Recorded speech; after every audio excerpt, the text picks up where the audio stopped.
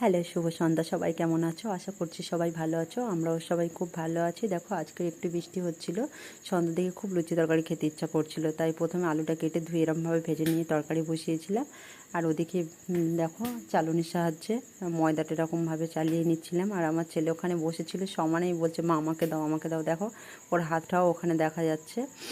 তো এখানে আটা না, ময়দাটা চালিয়ে নিয়েছি। তারপরে দেখো, সব কিছু দিয়ে ওখানে নুন একটু, তারপরে চিনি, তেল দিয়ে ওটা ভালো করে মাখিয়ে নিয়ে একটা ডো মতন পাকিয়ে নিয়ে ওটা আমি রেখে দিয়েছিলাম 10 মিনিটের মতন। 10 মিনিট পরে এসে ছোট্ট ছোট্ট করে একটা লেচির মতন করে লুচির ছোট্ট ছোট্ট করে নিয়ে রেখে দিয়েছি। আর চারটে যে বড় বড় সাইজ আছে ওটা দিয়ে বানিয়ে নেব পরোটা। তো লুচিগুলো কিছুক্ষণ পরে আমি লুচিগুলো বেলেও নিয়েছি, সব বেলা হয়ে গেছে। দেখো, এখানে আছে, তার মধ্যে আমার ছেলে একটা খাবলে তুলে নিয়েছে ওখান থেকে। তেলটাও গরম হয়ে গেছে। প্রথম লুচিটা যেটা দিয়ে ভাজছিলাম একদম ফুলকো